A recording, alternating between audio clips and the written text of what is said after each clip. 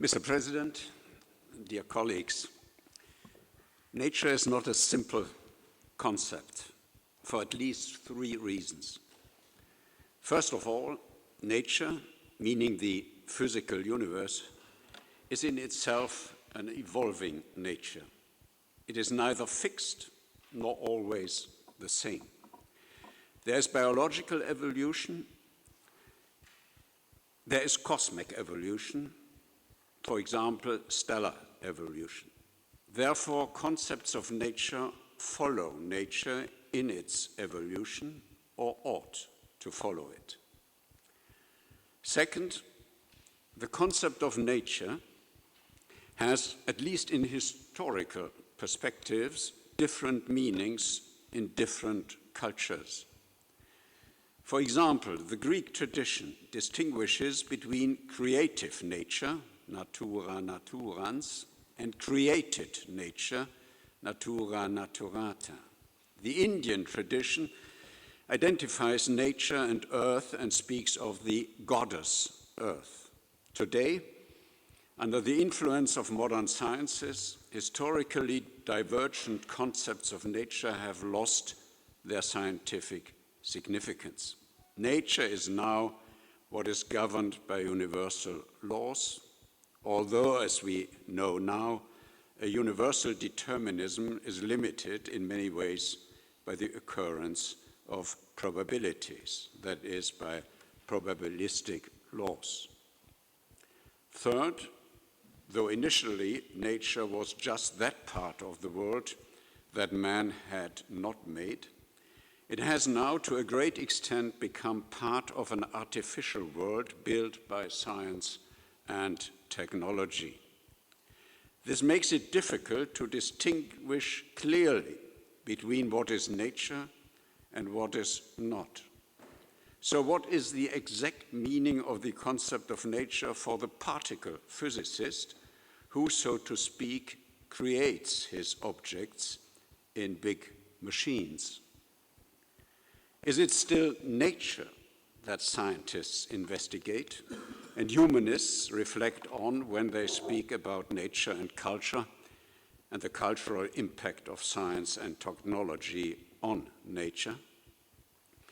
It is not only that different cultures have generated different concepts of nature, but also that science interferes with nature in a way that makes it often difficult, even with respect to the concept of universal laws of nature or probabilistic laws, to give a determinate definition of what nature is. Werner Aber has already mentioned this. Closely connected with changing concepts of nature are worldviews or world pictures. World pictures are models of the reality depending on particular concepts, like the concept of nature, beliefs about how the reality functions, and programs like scientific programs. It is not only mythical cultures which create world pictures, science too generates them. It provides the world with a picture in which it appears as what it ostensibly is in itself, as nature, as evolution, as creation, regardless of how we transfer the conception of a world outside us to our world, the world in which we live. To an understanding of science also belongs an understanding of its power to generate world pictures, particularly with respect to nature.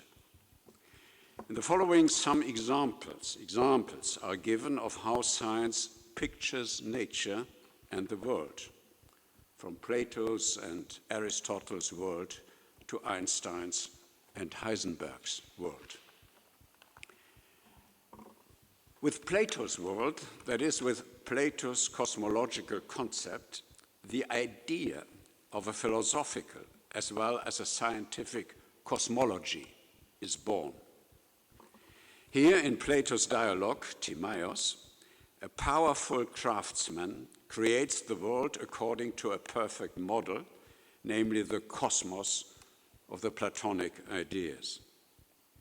Like a perfect living being, the cosmos turns out to be an animated, rational being, as a visible God in the form of a perfect sphere. Its soul, the world soul, has an astronomical nature. It is formed by the mathematical order of the trajectories of the planets. At the same time, the planets function as, quote, tools of time, chronos. Time arising with the heavens is an image of eternity, aion. The planets are visible and created gods, the earth, the, I quote again, most venerable goddess in the heavens. Man in the cosmos, which consists of purely godlike entities and is itself a living god, is compared with a plant, which roots, quote, not in the earth, but in the heavens. He connects the earth with the heavens related to him. Later on, in Christian thought, that is, in Christian Platonism, the world of Platonic ideas to which the craftsman refers as a perfect model becomes the realm of thoughts of God creating the world. Unlike a Plato world, which, apart from the mythical language in which it is presented, is governed by mathematical, that is, geometrical and astronomical laws. Aristotle's world is a world of natural things that consist of matter and form and have within themselves a source of motion. Motions caused by such a natural source are teleological motions. That is, they make a thing into what, according to its own nature, it really is, or they lead it in the form of a natural local motion to its natural place. A theory of natural positions incorporated in a theory of elements corresponds in this sense to a theory of simple natural bodies, bodies that have a source of motion in themselves, and simple motion, the motion of simple bodies. In the cosmological dimension, an Aristotle world consists of 11 spheres grouped around the central body, Earth. Each such sphere is constituted by two concentric spherical surfaces, the three inner spheres housing the elements and the 8 outer spheres housing the then known planets and the system of fixed stars, with a daily rotation about the axis of the heavens. The geocentrism of the Aristotle world is a result of the Aristotelian theory of elements, or the theory of natural positions. That a heavy body falls to the earth is a result of the center of the cosmos being the natural position for this body, that is, the motion of heavy bodies is not toward the earth, this is only per accidens, but toward the center of the cosmos, per essentiam. In opposition to the atomistic conception of the constant movement of atoms, the Aristotle world is characterized by the notion that every movement requires a mover. Thus, not only the change of motion, but also the uniform motion of a body requires a causal force. This force must either reside in the moving body itself, in the form of a motivating soul or as a natural movement, or exist in direct contact with it, with it.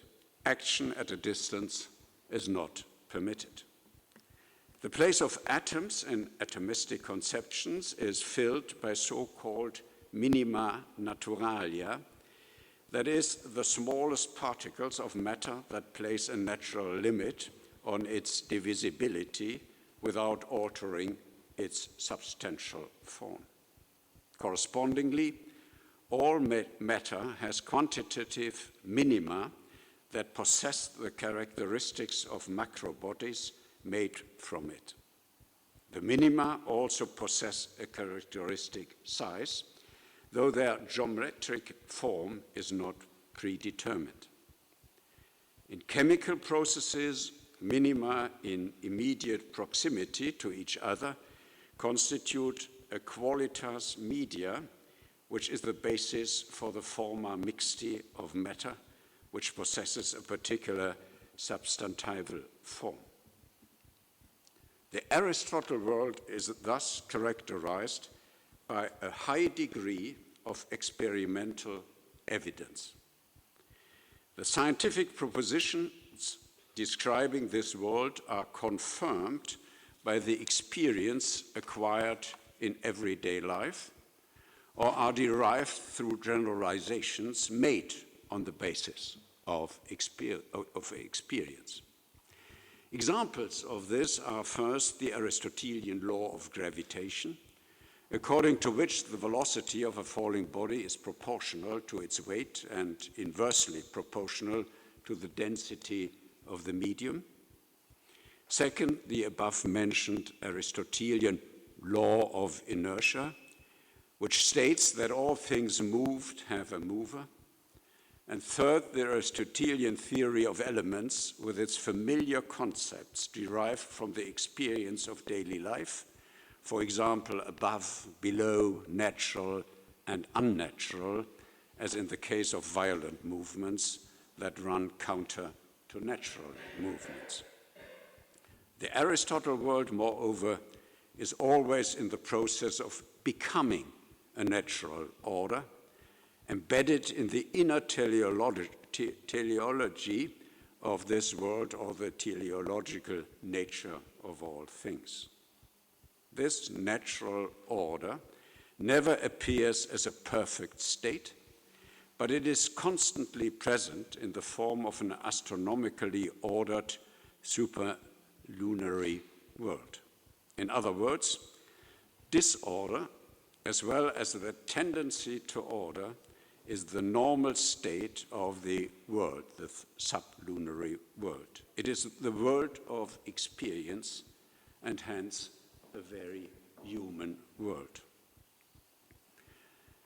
As opposed to the Aristotle world, a hermetic world, by which it is meant the world of alchemy, astrology, and parts of natural philosophy in the Renaissance, is a world of mysterious interactions. Occult powers and living substances take the place of the simple bodies characteristic of the Aristotle world. Nature consists of different combinations of primary substances that originated in undifferentiated primordial matter. At the same time, these combinations are conceived of as developmental processes that man can accelerate or retard, though always with methods that imitate nature. Inorganic processes are viewed analogously to organic processes.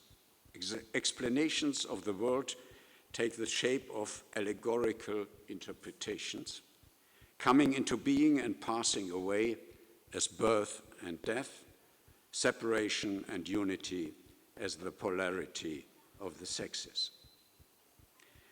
This conception finds its cosmological expression in the correspondence between macrocosm and microcosm, which interprets the world in antiquity and in the Hermetic tradition as a great organism mirrored in the microcosm, particularly in man, I quote, What is below is like what is above is like what is below. Both reveal the miracle of the one, unquote. The influence of the macrocosm on the microcosm corresponds to the ever-present assumption in magical thought that it is possible to effect a change in the macrocosm through changes in the microcosm. This conception, as the sympathetic relationship between all the parts of the world, is still at work within the context of natural philosophy in the Romantic period. Man as a microcosm, I quote, in which the universe looks at itself. In a Hermes world, everything becomes a riddle or a key to solving its secrets. The familiarity of the Aristotle world gives way to a demonic world that is only accessible through ritual and mystical forms of knowledge. The scientist becomes in this way the mediator between two worlds, a life world and a hermetic world, and at the same time the real addressee of his own hermetic knowledge. The alchemical separatio reproduces itself as the separatio of the material and mystical body in the scientist. It constitutes the actual magisterium that is the great work, the self-development or spiritualization of man. Thus, the Hermetic world stands not only in opposition to the familiarity of the Aristotle world, but also in opposition to the mechanistic world that in the modern age begins to supplant both the Aristotle world as well as Aristotelian physics. The foundation for this mechanistic world picture is Newton's world.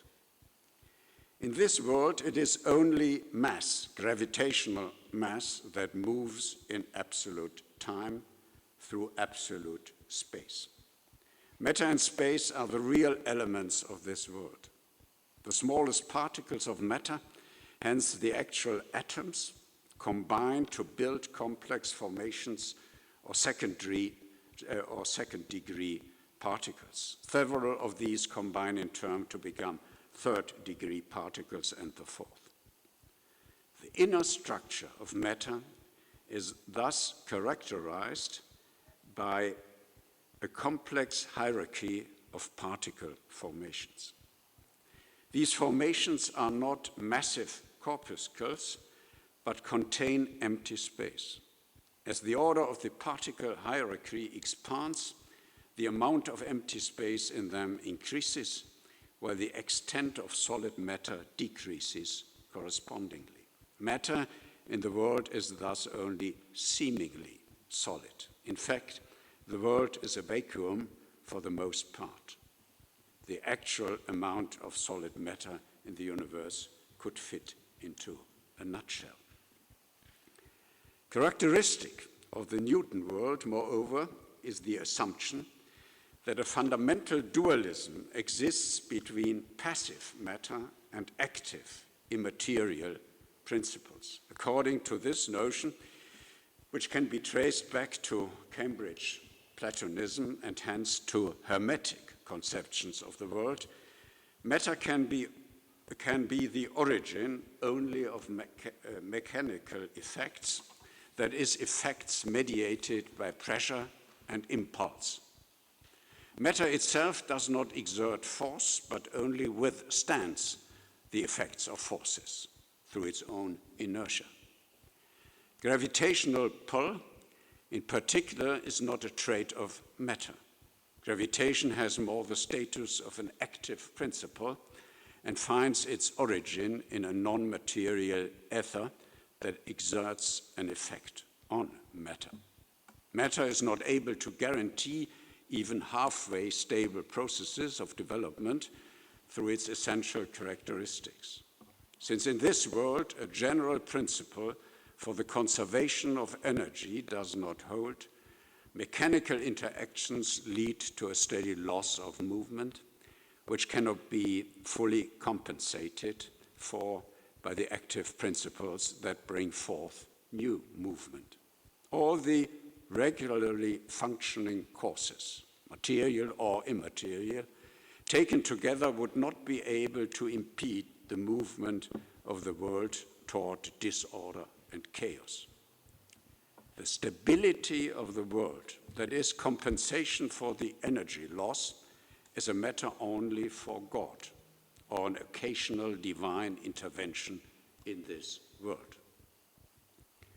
The nutshell theory of matter on which this world is based corresponds, as regards its concept of space, to a container or arena theory.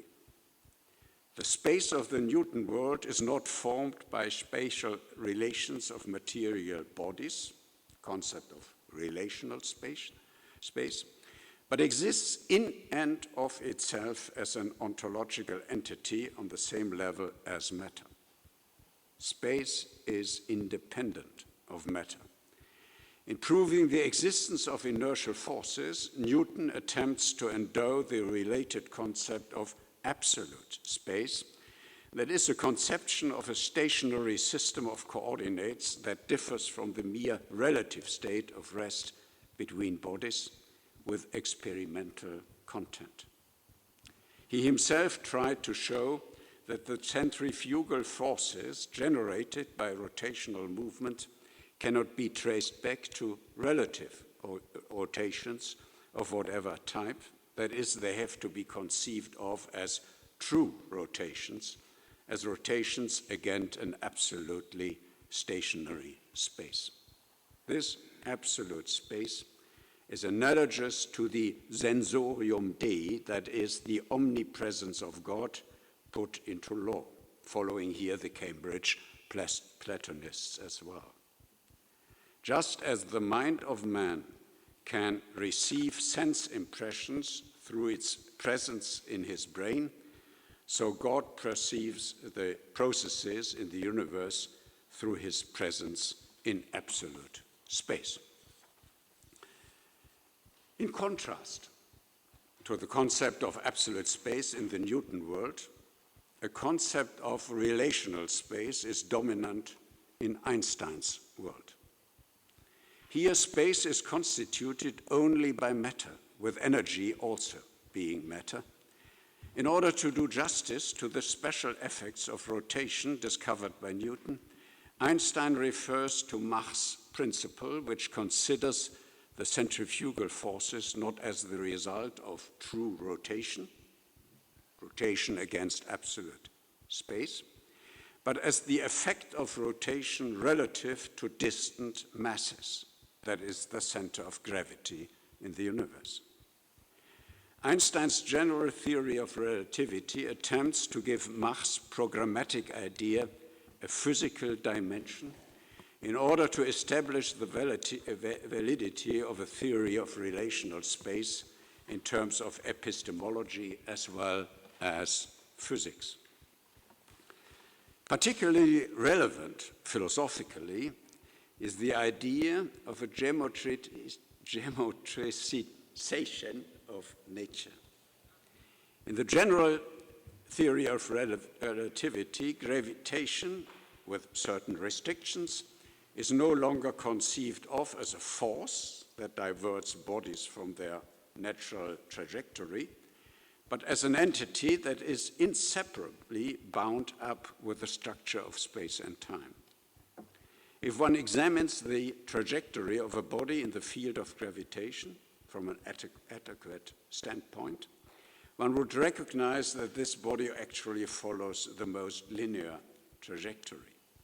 Later, Einstein also tried to apply this idea to electromagnetic forces in order to achieve a unified theory of gravitation and electrodynamics. The central idea was that all interactions between particles can be traced back to space-time structure. This means that a particle has an effect on space-time, which in turn has an effect on a second particle, and in this way mediates the interaction between the two. Matter itself, however, is not included in the unification. Particles are singularities of the fields. That is, particles are not themselves solutions to the field equations. Where particles are, the field equations are not valid. Both ponderable matter as well as fields can be viewed as matter in a broader sense. Both possess physical reality in the same sense. Since the field of gravitation in particular is of this type, and at the same time is identified through the general theory of relativity with a space-time structure, matter is everywhere where space is. The Einstein world is not virtually empty like the Newton world, but full like a Cartesian world. Like the Newton world, however, it is subject to deterministic considerations in the form of a unified theory of interactions.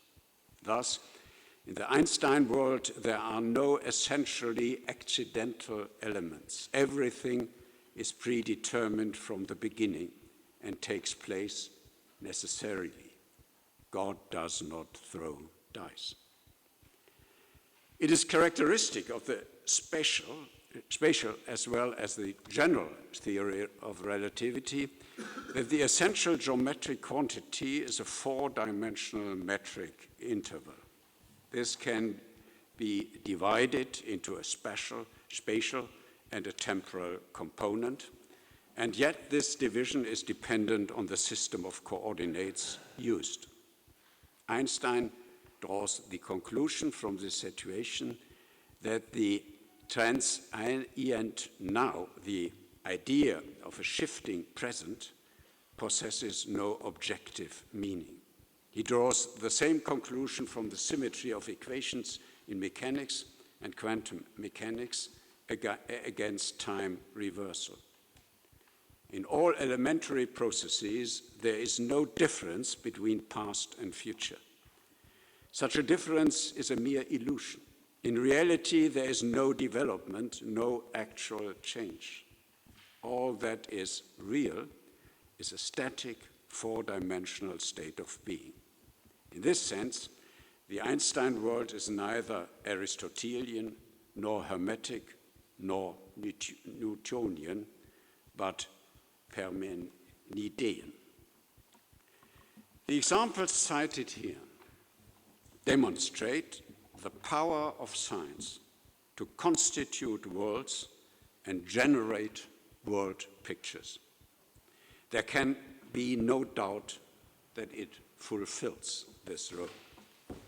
But the brief discussion of the Aristotle, the Hermes, the Newton, and the Einstein world demonstrate even more. In the final analysis, these examples reveal not only that science makes worlds, but there is also a certain relativity of scientific worlds. Each of these worlds, with respect to the scientific or philosophical view of things on which they are based, has its own plausibility, and each is somehow consistent. What they show, quite apart from the fact that nobody today in the scientific world as well in the life world wants to go back to an Aristotelian or Hermetic world, what they show is a growing loss of perceptibility and an increasing distance to what is understood by nature.